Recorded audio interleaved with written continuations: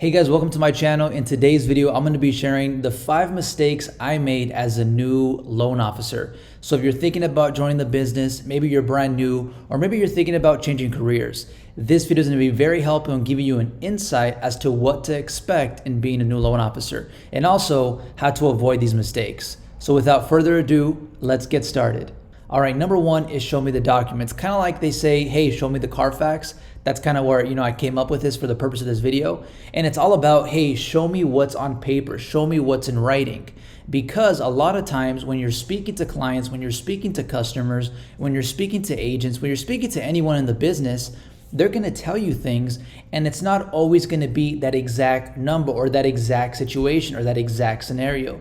Not because these people are trying to lie to you, but because they don't really know, right? If I were to ask you, hey, how much money did you make exactly last year? You wouldn't really be able to give me the exact figure. Maybe you could, but most people aren't going to be able to do that. So it's not so much that people, in having conversations with people in the business, it's not that they're trying to give you the wrong numbers. They simply don't know themselves. So for you as a loan officer, what you have to do is take that data, but also go off the documents. Another reason this is really important is because as a loan officer, we're dealing with numbers, right? FICO scores, income, credit, debt, assets, those are numbers.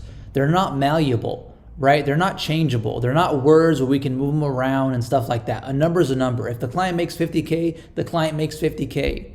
Right? It's not negotiation. We don't negotiate income. Sometimes if they have overtime or bonus pay, we can kind of fit that in there. But for the most part, the number is the number. So that's why I say it's very important for you guys to go off the documentation. And when I was new, I didn't know this. I was like, okay, the client told me this, so that's that, right? So it's very, very important when you're brand new, hey, show me the documents. That way you know exactly what the figures are and there's no discrepancy, there's no issues when you guys get into escrow. All right, number 2 is not having a CRM system. I mentioned this in a lot of my videos, but it's very, very important because you're going to be talking to all these people, right? Getting all these emails, all these phone numbers, all these leads, all this data, right? Because when you have a conversation with someone, you get data.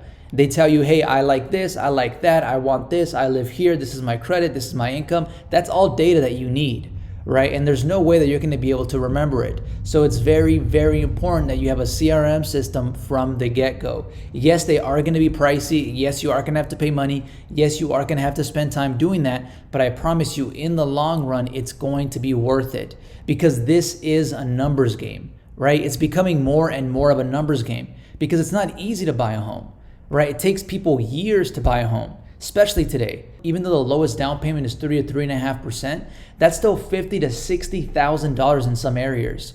For example, in LA, 3% plus the closing cost is about 50 to 60K.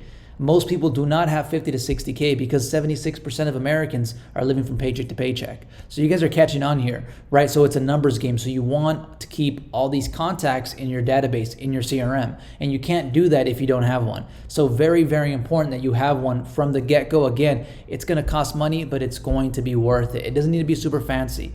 The one that I use is called Follow Up Boss. It's for real estate agents. It's not for loan officers, but you can still use it. You can kind of change things around so it fits you as a loan officer. And I've been trying for months, by the way, to reach out to them and be like, hey, can I get a special discount for my followers? And they say they don't do that. So until then, just go out there and get it for the full price. It's still super, super worth it.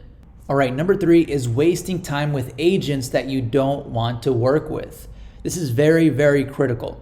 If you don't want to work with a specific agent, don't force yourself to work with that agent. Just be like, okay, hey, I'll go look for another agent. There's literally millions and millions of real estate agents out there. So there's a real estate agent, you're like, hey, I don't really like him or her, and I'm going to have to work with her because I need business. Don't do that. Because what ends up happening is this. Number 1, you waste your time. Because most of the time you aren't going to get a deal from it. And I'm not being negative, that's just the truth of the matter. You're going to be working with them, you're going to hate it, and you're not going to get a deal, and you're going to be wasting your time. Number 2, let's say you do get a deal. And you not liking the person, there's probably a reason you don't like that person. And you guys are probably going to end up on bad terms during the transaction, right? Because people that don't like you tend not to like you and tend to find reasons not to like you, right? That's just the truth of the matter. I mean, I'm just being real here. So yeah, don't work with people that you don't want to work with. Work with people you want to work with. The reason you came into this business as a loan officer, as a salesperson, as a business person is to choose your own hours, have your own freedom. So why would you come in and then not give yourself that freedom? So that's one of the mistakes I made as a new loan officer, is thinking I have to work with every single real estate agent, even the ones that I don't like to work with, even the ones that I don't like, right? So that's not true. Don't work with those people. Work with the people that you want to work with. I promise you it's going to make a big difference. Now, I have partnered up with OnCourse, previously known as Learn Mortgage. They're one of the top loan officer pre-licensing education platforms online, and they're offering the Enrique and Greatness family 20% off the pre-licensing education and a tool called Prep Excel, which will help you guys prepare and pass the exam. So they're offering 20% off. I have the link down below. They do a phenomenal job. They helped me get my license. So I highly encourage you guys to take advantage of that offer. All right, number 3 is not having a newsletter. It's very, very, very critical that you guys have a newsletter, right? We talked about earlier having a CRM system, having all these people in your database, a numbers game. But what good are those numbers if you're not contacting them on a regular basis? That's the power of the newsletter. So make sure that you guys have a newsletter in your CRM, right? It's super, super simple. And all it does is click a button, you click a button, and it sends it to 1,000 people, to 500 people, however many people you have in your CRM. It's literally just a button. It's not like back in the day where you had to print 500 different newsletters, mail them out, pay for the stamps, go to the post office. Today with email, with technology, you can literally click a button in 2 seconds and send it to 1,000 people, right? So there's no reason you should not have a newsletter, regardless of how new you are, regardless of how many people you have in your database. Very, very critical. They're very simple. You make one and you send it to 1,000 people, right? You're leveraging your time there, because you never know what you might send that triggers them in a good way, right? Maybe you send a property, or maybe you send a program, or maybe you send that, hey, rates are dropping, and they're like, hey, I'm going to jump on it.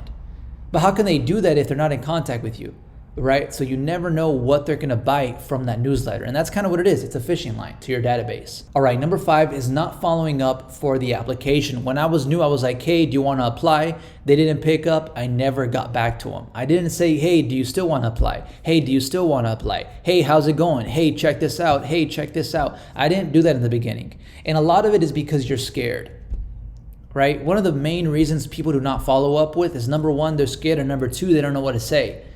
And the reason they're scared is because they don't know what to say, right? So it's very, very important that you follow up in the application. I can't tell you how many times, how many deals I've gained because I followed up. I said, hey, do you still want to apply? Hey, how's it going? Do you have any questions? Hey, how's it going? Do you still want to apply?